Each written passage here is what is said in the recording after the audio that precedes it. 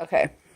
How does it work? I forgot the question. What were we talking about? It was like So, Drake, what you're saying is that there's spirits aren't people. okay, why? It's because this is gonna get like really deep here for a second.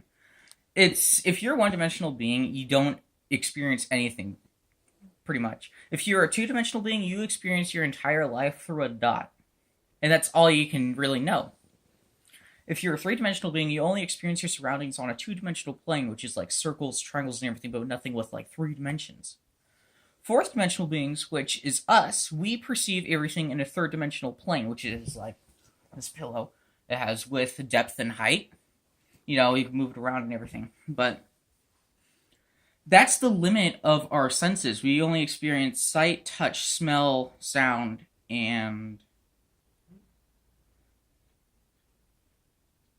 taste. That's the thing.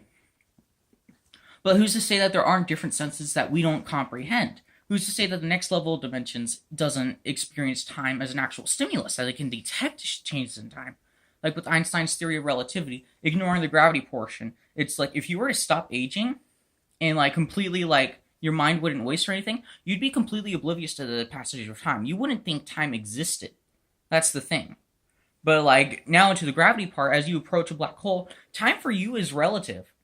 Like all of time is separate from everything else. So as like say you're on a planet, you move closer to a black hole as you approach its event horizon, which is never a really good idea. But it basically time slows down for you due to the massive warping of the space-time continuum. And what would be considered like say if you spent like this was in the movie Interstellar, which is a great movie. It was like if you spend 1 hour on that planet around the black hole's event horizon, like I don't know, thousands of years could pass on Earth. That's the thing, which is really cool. Anyway, back to what I was talking about. These energies could just be, I'm not saying that they're beings, they just could be anomalies in our universe, or not even anomalies, like just common things in our universe that basically we don't know how to detect. Like, we can't explain it. Perhaps there are people among us who can, like these psychics and everything. Maybe they have senses, like their fifth sense or So, sixth do you sense. do you not believe that? Do you believe people have that capability? I believe at some extent people have some sort of like because eyes developed like over time, like not billions, millions of years. So who's to say that there aren't people who are slowly evolving to become acute to these different kinds of stimuli and be able to like detect them?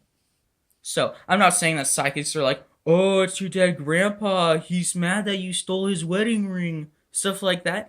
I think that's just BS. I think what it is that they're reaching out. I want to say that they're reaching out. They're just able to not really understand, but detect what it is. So, the bottom line is, do you believe in like energies and spirits? Energies and spirits. No, I do believe that they're just things we can't sense or describe ourselves. Hmm. Okay.